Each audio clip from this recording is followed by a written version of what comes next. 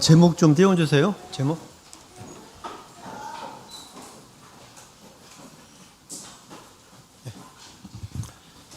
할렐루야. 오늘 또 벌써 안식일이 됐습니다. 세월이 너무나 빨리 갑니다. 벌써 11월 달도 이제 하반기로 들어가려고 그럽니다. 복된 안식일에 하나님께서 여기에 계신 모든 분들 복 주시고 은혜 주시기를 원합니다. 오늘 이 시간에는 새 시대의 개척자 사무엘이라고 하는 주제로 말씀을 증거하려고 합니다. 먼저 본문을 한번 교독하시고 시작하겠습니다. 사무엘상 7장 3절에서 12절까지, 사무엘상 7장 3절에서 12절까지 저와 여러분께서 한 구절씩 교독하시겠습니다.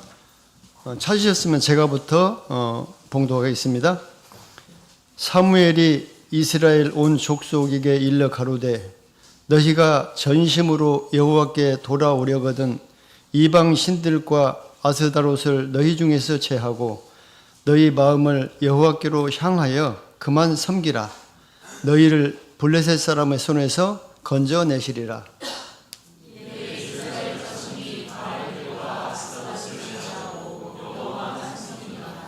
사무엘이 가로되 온 이스라엘은 미스바로 모이라. 내가 너희를 위하여 여호와께 기도하리라 하매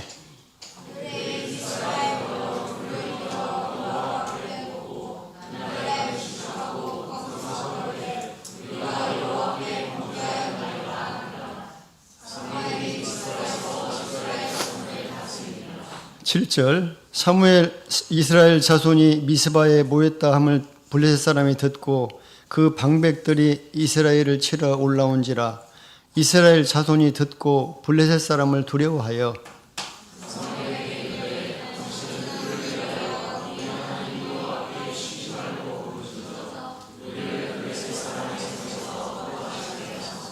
사무엘이 젖 먹는 어린 양을 취하여 온전한 번제를 여호와께 드리고 이스라엘을 위하여 여호와께 부르짖음에 여호와께서 응답하셨더라.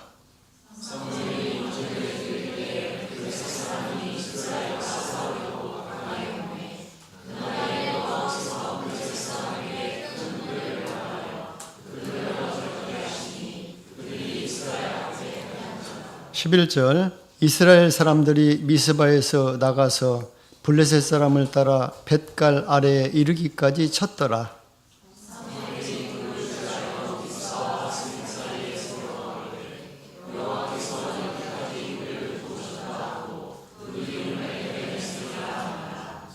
(13절) 이에 블레셋 사람이 굴복하여 다시는 이스라엘 경내에 들어오지 못하였으며 여호와의 손이 사무엘의 산 날 동안에 블레셋 사람을 막으심에 14절은 같이 읽겠습니다.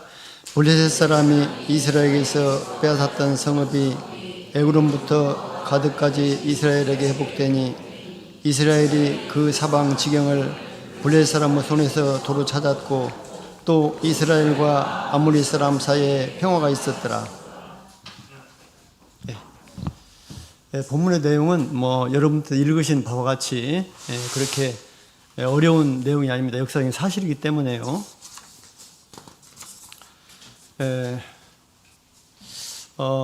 이 시간에는 그 사무엘 새 시대의 개척 사무엘이라는 주제로 함께 은혜를 받고자 합니다. 사무엘은 이스라엘의 사사시대 말기에서부터 통일 왕국 시대의 과도기였던 사울 왕 제2 말기까지 약 54년 동안 이스라엘의 3대 직분을 동시에 수행한 지도자였습니다. 3대 직분이 뭔지 아시죠? 사사, 제사장, 선지자. 본문의 내용은 사무엘이 비로소 이스라엘의 사사로서, 제사장으로서, 선지자로서 등장하는 모습을 소개하고 있습니다. 사사시대의 말기의 이스라엘은 전 민족의 타락으로 이방 민족인 블레셋 압제와 선민 공동체의 분열이 극에 달했던 어두움의 시대였습니다. 이때 하나님께서는 사무엘을 지도자로 세우시고 본격적으로 활동하도록 등장시킵니다. 사무엘은 미스바 신앙 대각성 운동을 통해서 이스라엘의 승리와 평화의 시대를 도래시킨 새 시대의 개척자가 되었습니다. 지금 우리가 살고 있는 세상은 죄악으로 점점 어두워져가는 말세의 시대를 살고 있습니다. 이런 시대에 하나님은 참 교회를 세우시고 세상의 빛과 소금의 역할을 하라고 우리 성도를 부르셨습니다. 그러므로 우리는 새 시대를 개척한 사무엘처럼 성도의 사명을 다하여 캄캄한 어둠에서 헤매고 방황하는 사람들을 하나님의 빛 가운데로 이끄는 복음의 개척자가 되어야겠습니다. 그렇다면 사무엘은 과연 어떤 사람이었기에 새 시대의 개척자가 될 수 있었을까? 오늘 본문을 통해서 알아보고 교훈을 생각해 보도록 하겠습니다. 첫 번째로 사무엘은 이스라엘 백성들의 불행의 원인을 정확히 아는 사람이었습니다. 3장 보시면은 제가 읽겠습니다. 3절 사무엘이 이스라엘 온 족속에게 일러 가로되 너희가 전심으로 여호와께 돌아오려거든 이방 신들과 아스다롯을 너희 중에서 제하고 너희 마음을 여호와께로 향하여 그만 섬기라. 너희를 블레셋 사람의 손에서 건져내시리라. 사무엘이 등장할 당시에 이스라엘은 지극히 불행한 상태였습니다. 블레셋과 전쟁에서 참패를 당했습니다. 1차 전쟁에서 군사 4,000명이 죽었고 2차 전쟁에서는 보병만 3만 명이 죽었습니다. 뿐만 아니라 심지어 하나님의 법궤까지 빼앗겼습니다. 그리고 영적 지도자였던 대제사장 엘리와 두 아들 홈니와 비누아스도 죽었습니다. 그래서 신앙적 구심점이 완전히 사라진 상태가 되었습니다. 이후 블레셋 압제는 무려 20년 동안이나 계속되었습니다. 이 같은 이스라엘의 불행의 원인은 이스라엘 백성들이 이방 신을 섬겼기 때문입니다. 당시 가나안 지방의 대표적인 신은 바알과 아스다롯이었는데요. 가나안 사람들은 이 두 신을 동시에 숭배했다고 합니다. 바알 신은 그 남자 신인데 농경 신으로서 풍년과 풍요를 가져다 준다고 믿었고요. 그 다음에 아스다롯은 여성 신으로서 성적인 신인데 출산과 다산을 상징했다고 합니다. 그런데 이 두 신을 섬기면서 특히 그 여신인 아스다롯을 위한 제사에는 반드시 음란한 행위가 행해졌다고 합니다. 그런데 하나님의 선민으로서 오직 하나님을 선인으로 섬겨야 했던 이스라엘 백성들마저도 가나안 사람들의 풍습과 문화에 동화돼 가지고 그들의 신을 섬겼다는 것입니다. 사무엘은 이로 인해서 이스라엘이 불행에 빠졌다는 것을 정확히 알고 있었습니다. 그렇다면 사무엘은 어떻게 엘리와 그 제사장들도 몰랐던 그 사실을 알았을까요? 그것은 바로 사무엘상 2장 18절 21절에 나옵니다. 사무엘상 2장 18절 21절에 보면은 사무엘이 어렸을 때부터 세마포를 입고 여호와 앞에 섬겼다고 되어 있습니다. 그리고 21절에는 사무엘이 여호와 앞에서 자랐다고 되어 있습니다. 즉 사무엘은 어릴 적부터 성전에 거하면서 하나님의 말씀을 듣고 자랐습니다. 우리 성도에게 주는 교훈을 생각해 보겠습니다. 우리 성도는 삶 속에서 우상을 멀리해야 합니다. 우리는 물과 성령으로 거듭난 성도로 일컬음을 받습니다. 그러므로 그 어떤 것도 하나님과 하나님의 일보다도 우선이 되어서는 안 됩니다. 그런데 우리도 육신이 생을 마칠 때까지는 이 세상에서 세상 사람들과 함께 더불어 살아가야만 합니다. 그래서 우리 성도의 삶 속에서도 각종 우상이 존재합니다. 즉 우리의 마음을 하나님에게서 빼앗아가는 것, 하나님보다 더 귀히 여기는 것이 바로 우상이 되는 것입니다. 대표적으로 한번 알아보겠습니다. 많이 듣는 내용입니다. 첫 번째로 재물이 우리의 우상이 될 수 있습니다. 우리가 사는 현대는 물질 만능 시대입니다.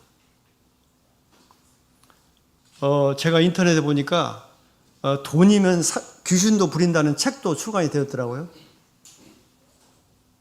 그래서 사람들은 온 힘을 다해서 재물을 모으려고 합니다. 심지어 물불을 가리지 않습니다.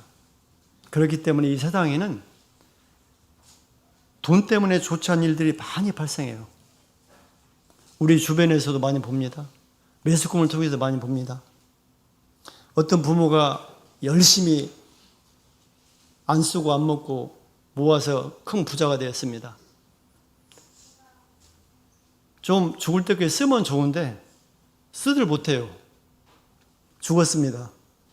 많은 재산이 남았습니다. 형제가 상속을 합니다. 서로 원수가 되었습니다. 반면에 정말 그렇지 못한 부모의 자식들은 죽어서도 계속 부모님 살아 계실 때처럼 우애하며 삽니다. 굉장히 아이러니컬합니다. 만나면 사람들은 모두 돈 얘기만 합니다. 제가 며칠 전에 중학교 동창들과 4명이 모여서 수원에서 밥을 먹고 화성을 한 바퀴 돌았습니다. 3명은 다 서울에 사는 사람입니다. 1명은 반포에 살고 다들 저에게 비교해 보니까 저보다 재산도 굉장히 많았습니다. 물론 그분들이 노력했겠지요. 근데 만나서 하는 얘기가 계속 그 얘기입니다. 서울의 아파트는 얼마고 이쪽은 얼마고. 그 얘기를 듣는 순간에 상대적으로 굉장히 우울해졌습니다. 집에 와가지고 사실은 제가 열심히 하지 않았기 때문에 결과임에도 불구하고 안식구에게 그런 얘기를 했더니 저를 나무랐습니다. 하나님의 백성이 돼가지고 지족의 삶을 살아야지. 어쨌든 간에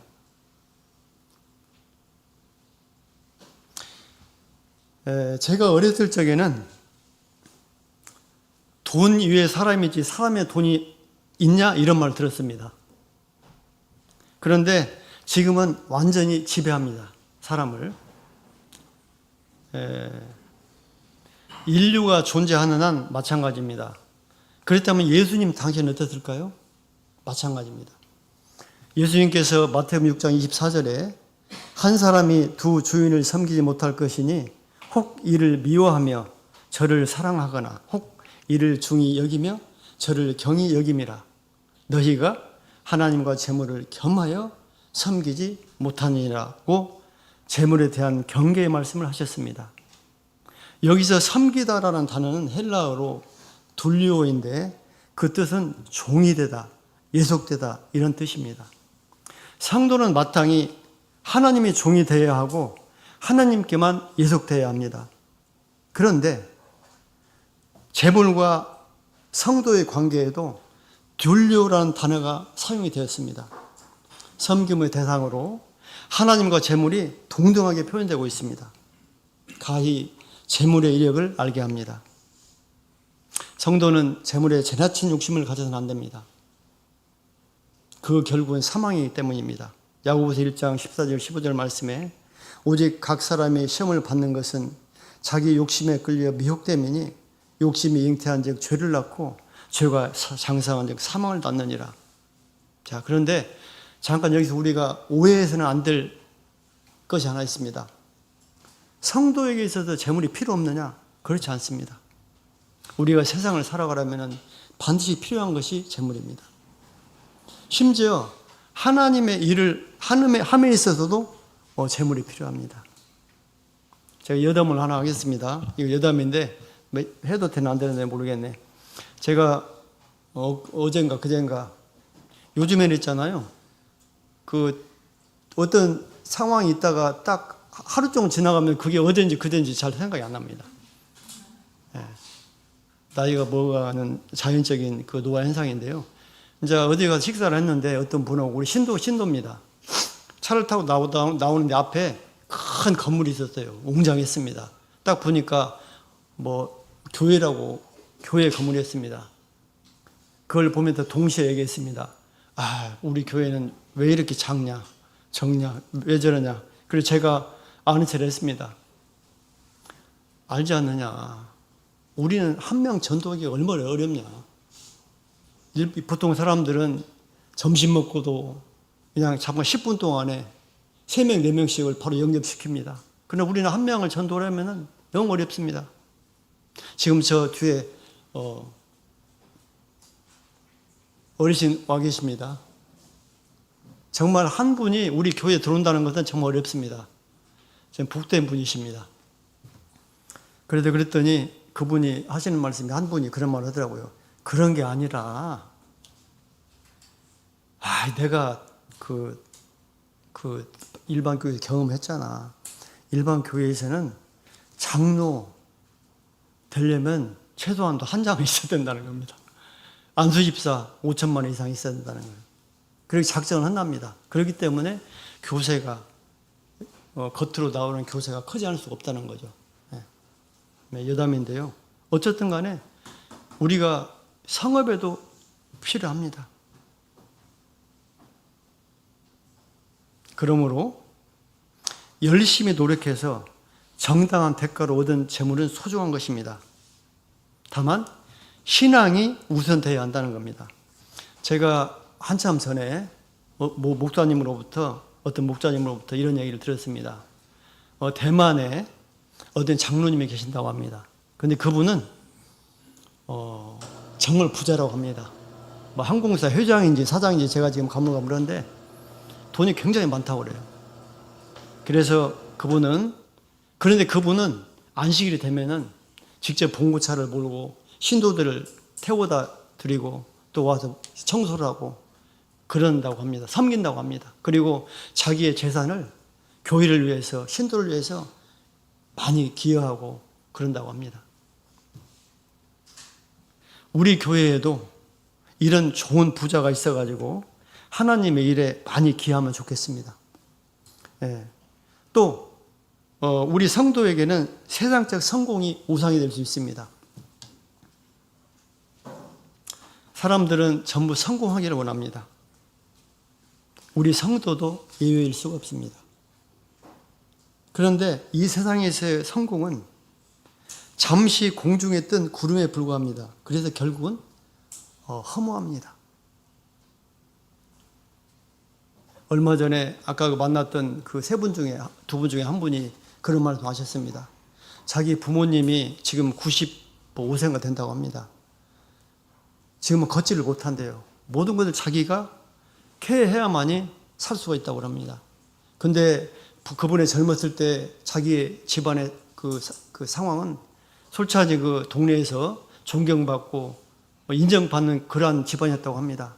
그런데 말년이 되어서 어머니의 모습을 보니까 너무나 허무하다는 겁니다. 그러면서 하는 얘기가 정말 앞으로 남은 것은 신앙생활밖에 없다 이런 말씀을 했습니다. 세상에서 모든 것을 성취했던 솔로몬 왕조차도 전도서 1장 2절에서 헛되고 헛되며 헛되고 헛되니 모든 것이 헛되다고 말합니다. 헛되다는 말은 구약 성경에 70회가 나온다고 합니다. 세보도 안 했습니다. 그런데 그 중에서 36회가 전도서에 나온다고 합니다. 그 전도서를 누가 썼습니까? 이스라엘의 유대한 왕, 모든 것을 가졌던 왕 솔로몬이 썼습니다. 그 사람은 헛되다는 말을 무려 한 문장에서 5번을 썼습니다. 헛되고 헛되며 헛되고 헛되니 모든 것이 헛되다. 사람 일생은 지극히 짧고 화살처럼 빨리 지나갑니다. 모세는 시편 90장 10절에서 우리의 연수가 70이요 강건하면 80이라도 그 연수의 자랑은 수고와 슬픔뿐이요 신속히 가니 우리가 날아가니이다 라고 말합니다. 그러므로 단지 잠깐 누릴 세상의 성공만을 위해서 영생을 위한 준비를 소홀히 한다면 우리는 정말 어리석은 인생이 되는 것입니다. 여기서 또 한 가지 우리가 오해해서는 안 될 부분이 있습니다. 자, 그렇다고 성도는 세상에서 성공을 하지 말라는 것이냐? 그렇지 않습니다. 어차피 성도는 세상을 살아갑니다. 그러므로 세상의 성공은 우리 삶에 많은 도움을 줍니다.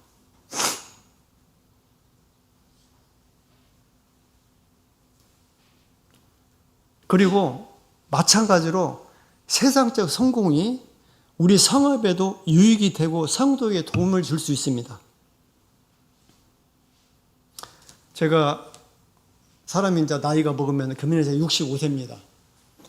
이것저것 아픈 것이 생기고 또 미리미리 건강을 체크해야 될 일이 많습니다. 우리 주위에 보면은 치과도 많고 일반 병원도 많습니다. 그러나 저는 어디로 갑니까? 우리 신도의 병원으로, 우리 신도의 치과로 갔습니다. 왜요? 많은 도움이 됩니다. 금전적으로, 심리적으로 믿음이 가고요. 도움이 됩니다. 그분은 의사지만 또 하나님을 열심히 섬기는 사람입니다. 물질적으로, 시간적으로. 우리에게 많은 도움을 줍니다. 그러므로 우리 교회에도 법조인도, 의료인도, 행정가도 여러 분야에서 세상적 성공자도 있어야 합니다. 그러려면 어떻게 해야 됩니까? 열심히 노력해야 됩니다. 그리고 세상적 성공을 거둘 필요가 있습니다. 거듭 강조하지만 세상적 성공을 위한 것이 하나님 일보다 우선이 되어서는 안 된다는 것입니다. 그 외에 여러 가지가 우리의 우상이 될 수가 있습니다. 성도의 삶 속에서의 우상의 기준은 시대에 따라서 개인에 따라 다를 수가 있습니다. 그렇다면 우상의 기준이 어디까지일까? 지난 안식일에 우리 신학반에서 그 분반 시간에 이런 얘기가 나왔습니다. 이 말씀을 나누다가 그렇다고 한다면 우리가 어디까지 우상이냐?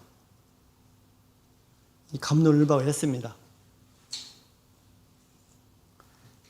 개인에 따라 다를 수가 있습니다. 다만 하나님의 그 말씀의 틀 안에서 생각해야 됩니다. 특히 요즘에는 우리 아이들에게 어떤 게임이나 스포츠도 어떻게 보면 우상이 될 수 있습니다. 이처럼 우리 곁에는 각종 우상이 도사리고 있습니다. 만약에 우리가 세상 우상에 빠져든다면 이스라엘 백성들처럼 우리의 영혼은 하나님과 거리가 생기고 결국 불행이 시작됨을 알아야 합니다. 그러므로 우리를 유혹하는 삶 속에서의 우상들을 우리는 멀리해야만 하겠습니다. 그 다음에 그 성도는 하나님의 집에서 하나님 말씀에 귀를 기울이고 배우는 삶을 살아야만 합니다. 그래야만 세상과 인생의 문제에 대해서 신앙적 관점으로 정확하게 볼 수가 있습니다. 하나님의 말씀은 우리에게 올바른 가치관을 세워주기 때문입니다. 시편 119편 105절에 주의 말씀은 내 발의 등이요 내 길의 빛이니이다. 히브리서 4장 12절 말씀에 하나님의 말씀은 살았고 운동력이 있어 좌우에 날쌘 어떤 검보다도 예리하여 혼과 영과 및 관절과 골수를 찔러 쪼개기까지 하며 또 마음의 생각과 뜻을 감찰하나니. 우리의 세상 속담에 3살 버릇이 8까지 간다는 말이 있습니다. 어릴 적 길들여진 행동 습관이 중요함을 의미하는 말입니다. 이 속담은 성도에게 지극히 해당되는 말이라고 생각을 합니다. 자녀가 어렸을 때부터 열심히 교회에 출석하고 각종 행사에 참석하고 그렇게 됐을 때 그 사람의 신앙은 그것들이 신앙의 튼튼한 뿌리가 되고 결국 하나님의 큰 일꾼으로 우뚝 서게 합니다. 비록 사춘기 등 어떤 한때 잠시 방황할 수는 있을지언정 얼마 후에 곧장 제 길로 돌아오고 좋은 신앙이 될 수가 있습니다. 어떤 분의 예를 들겠습니다. 일반 교회를 열심히 섬긴다고 그러죠. 교회를 섬긴다고 그러죠. 섬기는 어떤 분이 계셨습니다. 그런데 우리 교회 어떤 분이 그분의 친구입니다. 그래서 이분은 그분을 전도하기 위해서 참 진리로 인도하기 위해서 계속 접촉을 했습니다. 그리고 우리 교회에도 몇 번 데리고 나왔습니다. 그러나 전도는 쉽지 않았고 그렇게 10여 년의 세월이 흘렀습니다. 다만 그분을 위해서 계속 기도하고 교제를 했습니다. 그런데 얼마 전에 이런 일이 생겼습니다. 그분이 우리 교회 신도에게 전화했습니다. 우리 손주들이 있는데 올바로 키우고 싶어요. 어릴 적부터 교회에서 하나님의 말씀으로 양육하면은 정말 이 험한 세상에서 좋은 자녀로 성장할 수 있다는 생각이 들었어요. 그러면서 뭐라고 얘기하냐면은 그분이 서울 사시는데 서울에 참예수교회를 나갈 수 손자를 데리고 참예수교회를 나갈 수 있도록 해달라고 전화 온 겁니다. 그래서 그분은 서울에 있는 우리 교회로 인도했습니다. 그래서 그분과 그분은 틀립니다. 앞에 그분은 우리 신도고 뒤에 그분은 이방인 다른 교회 신도입니다. 손주를 데리고 출석을 하고 있다고 들었습니다. 그분은 확신하고 있었습니다. 이 험한 세상에서 자기 손주를 올바르게 키우기 위해서는 오로지 하나님의 말씀으로 양육하는 것밖에 없다. 그리고 그 양육하는 장소가 자기가 다니는 교회를 다니고 있음에도 불구하고 참예수 교회를 생각한 것입니다. 왜? 자기가 그동안 여러 번 들었고 와서 들어보니까 참예수 교회에서 자란 그 자녀들의 모습이 정말 세상의 어떤 자녀들보다도 올바르게 성장하고 있다는 것을 눈으로 확인했기 때문입니다. 우리 수험교회에 보면은 정말 모범적으로 실천하고 있는 가정들이 많습니다.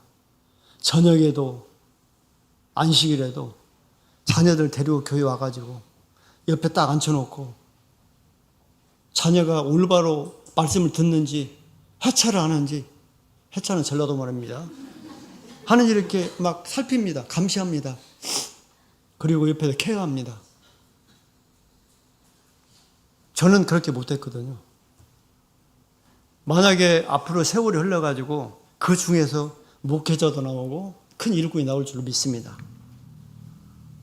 디모데후서 3장 15절 17절에 보면 또 어려서부터 성경을 알았나니 성경은 능히 너로 하여금 그리스도 예수 안에 있는 믿음으로 말미암아 구원에 이르는 지혜가 있게 하느니라. 모든 성경은 하나님의 감동으로 된 것으로 교훈과 책망과 바르게 함과 의로 교육하기에 유익하니 이는 하나님의 사람으로 온전하게 하며 모든 선한 일을 행할 능력을 갖추게 하려 함이라. 두 번째로 사무엘은 어떤 사람이었기에 새 시대의 개척자가 될 수 있었을까요? 사무엘은 이스라엘 백성을 바른 길로 인도하는 사람이었기 때문입니다. 3절 4절 읽겠습니다. 7장 3절 4절. 사무엘이 이스라엘 온 족속에게 일러 가로되 너희가 진심으로 여호와께 돌아오려거든 이방 신들과 아세다롯을 너희 중에서 제하고 너희 마음을 여호와께로 향하여 그만 섬기라. 너희를 블레셋 사람의 손에서 건져내시리라. 이에 이스라엘 자손이 바알들과 아스르다롯을 제하고 여호와만 섬기니라.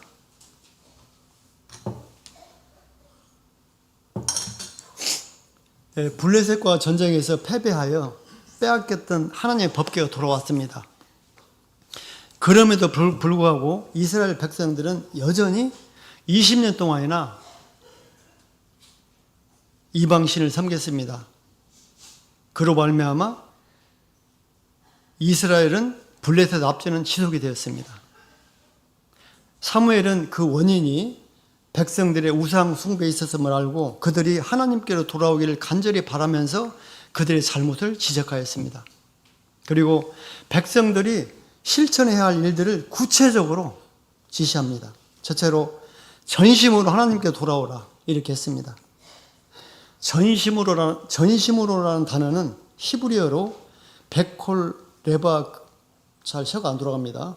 베콜 레바 브켐인데 너의 마음까지 완전히 라는 뜻입니다. 그래서 돌아오다라는 히브리어는 슈브인데 회복하다, 회개하다라는 뜻입니다. 그러므로 전심으로 돌아오라는 뜻은 삶의 전 영역에 걸쳐 철저한 회개를 의미합니다. 하나님은 어떠한 의식적인 행위보다 먼저 마음을 하나님께 온전히 두는 것을 바라십니다. 신명기 5장 5절 말씀에 너는 마음을 다하고 성품을 다하고 힘을 다하여 내 하나님 여호와를 사랑하라고 말씀하셨습니다. 또 두 번째로 이방 신을 제하라고 지시했습니다. 하나님은 눈에 보이는 우상들을 깨끗이 청산하기를 바라십니다. 재물이 있는 곳에 마음이 있듯이 사람이 눈으로 무엇을 보는가에 따라 마음도 쓰게 되고 있게 됩니다. 제가 아는 사람 중에 주식 박사가 있습니다. 저는 제 주식을 전혀 모릅니다.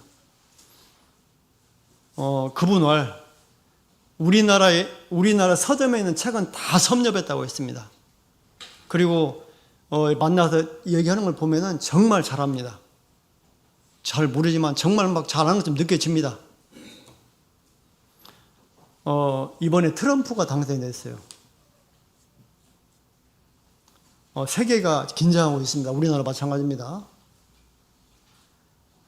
이 사람이 주식의 박사라고 그랬죠. 생각했습니다. 이제는 미국이다. 그래서 지금까지 자기가 관심을 갖지 않았던 미국 주식을 해야 되겠다라고 생각했습니다. 그래서 이제 미국 주식을 해야 되겠는데 한국에서는 박사했는데 그 주식을 어떻게 해야 되는지를 몰랐습니다. 그래서 막 인터넷 찾아보고 하다가 나이가 이제 연식이 되다 보니까 인터넷 봐도 읽긴 읽어도 잘 몰라요, 사실은. 그래서 자기 주식을 거래했던 그 은행으로 전화해가지고 물어보니까 이렇게 해갖고 바로 개설을 시켰습니다. 그래서 곧바로 그날 그 시점에 솔찬히 거액을 거기다 투자했습니다. 저녁이 되었습니다. 잠을 잘 수가 없었습니다. 왜요? 몇 시간 후에 날이 샜을 때 과연 이 주식이 어떻게 될 것인가? 전혀 잠을 못 잤다고 합니다. 그 다음날 제가 만났습니다. 얼굴이 푸석푸석했습니다. 왜 그러냐고 물어봤습니다. 이실직고했습니다. 사람은 무엇을 생각하느냐, 어디에다가 중심을 두느냐에 따라서 거기에 마음이 있게 됩니다.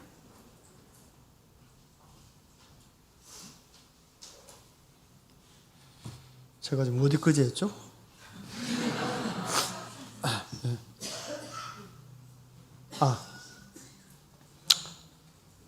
그래서 재물이 있는 곳에 마음이 있듯이 사람이 눈으로 무엇을 보는가에 따라서 마음이 있게 됩니다. 그곳에 예수님께서는 마가복음 6장 19절에서 22절 말씀에서 이렇게 말씀하셨습니다.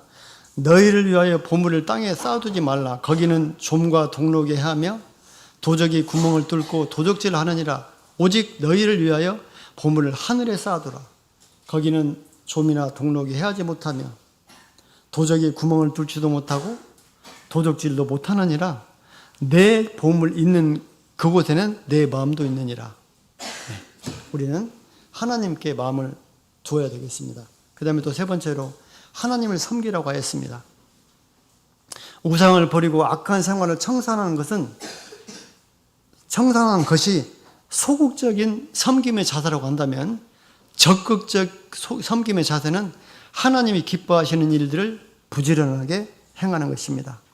예수님께서는 에베소 5장 16절 말씀에 세월을 아끼라 때가 악하니라고 말씀하십니다. 아끼라는 말은 최대한 활용하라는 의미입니다. 즉 주어진 시간을 하나님 위해서 힘쓰라는 뜻입니다. 우리도 하나님 집과 또 맡겨진 직분 또 사명을 위해서 힘을 써야겠습니다. 그 다음에 또 하나 네 번째로 미스바에 모여 금식하고 회개하라고 하였습니다. 사무엘은 온전한 회개를 위해서 이스라엘 백성들에게 공개적으로 미스바에 모여 함께 금식하며 기도하기를 제안했습니다. 성도가 세상에서 하나님께로 온전히 돌이키기 위해서는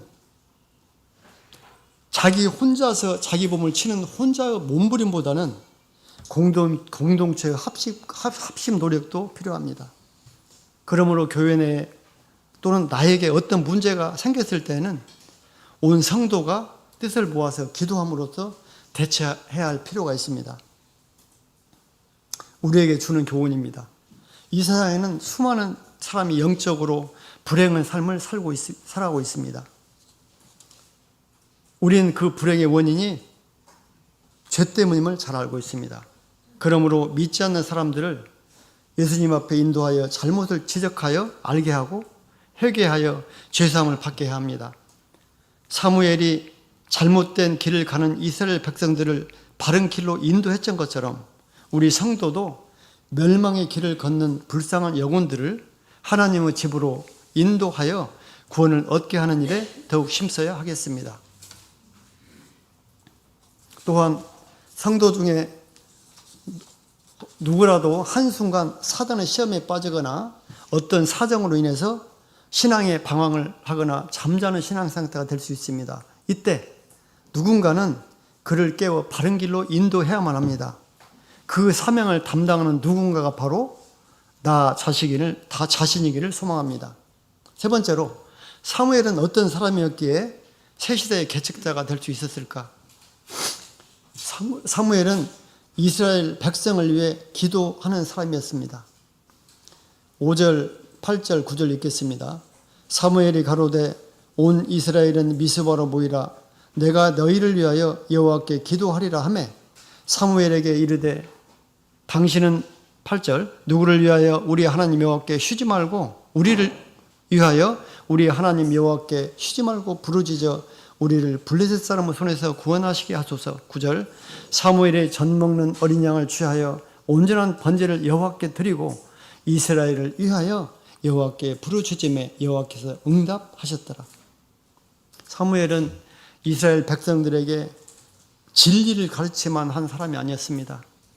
그들을 진심으로 사랑하는 마음을 가지고 그들을 위해서 하나님께 중보 기도를 할 줄 아는 사람이었습니다.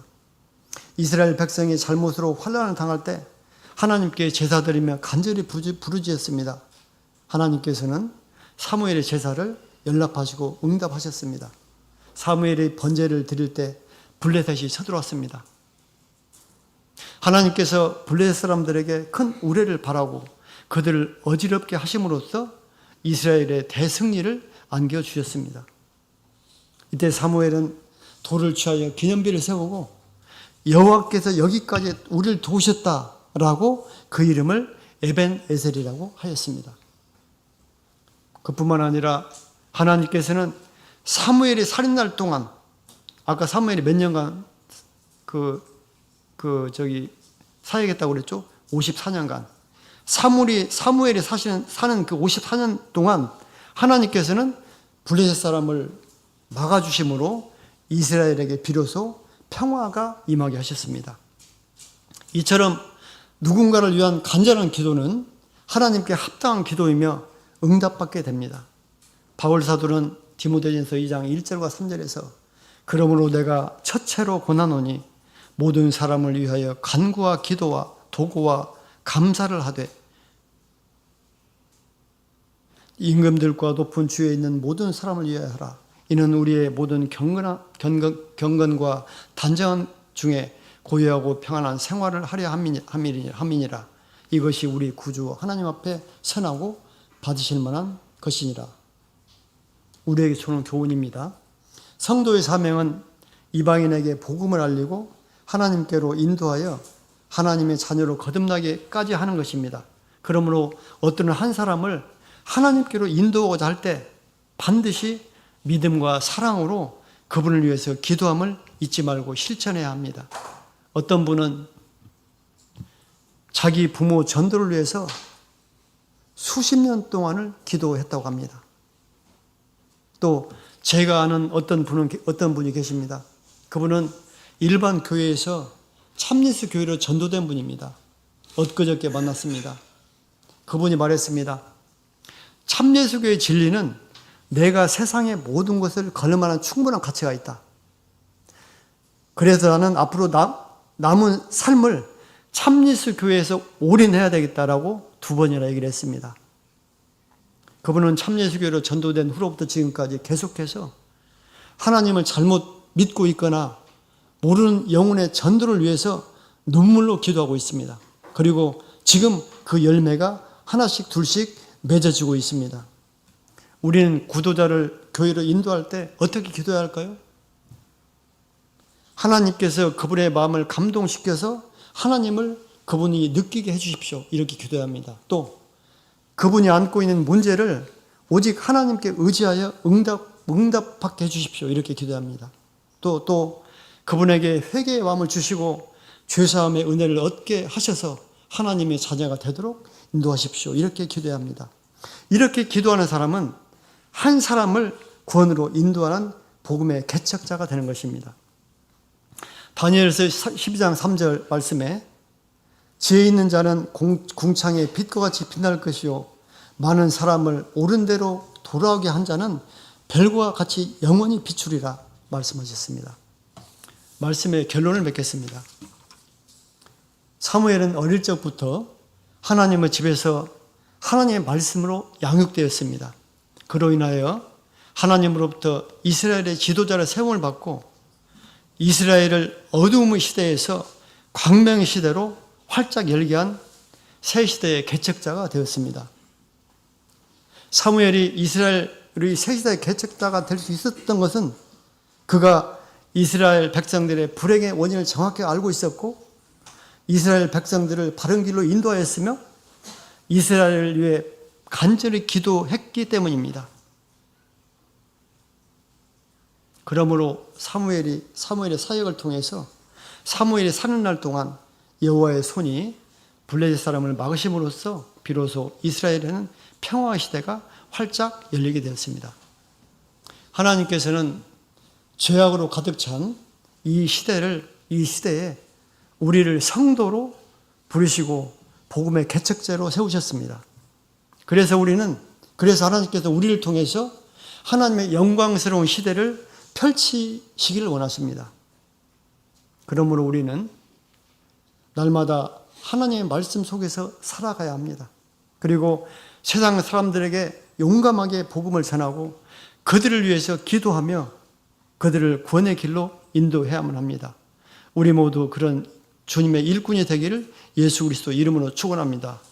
또한 한 가지 더, 사무엘은 하나님의 도우심을 통해서 이스라엘을 패배에서 승리로 이끌었습니다. 그리고 돌로 기념비를 세우고 하나님께서 여기까지 도우셨다라고 고백했습니다. 그리고 그 이름을 에벤에셀이라고 했습니다. 우리는 하나님의 은혜로 물과 성령으로 거듭나 하나님의 자녀가 된 이후에 지금까지 내가 살아온 그 삶의 여정을 되돌아보면은 모든 것이 하나님의 도움 속에서 살아왔다는 것을 우리는 알 수가 있습니다. 나의 삶 속에서 에베네셀 하나님을 고백하는 그런 신앙이 되기를 소망합니다. 이상으로 말씀을 마치겠습니다. 찬송가 270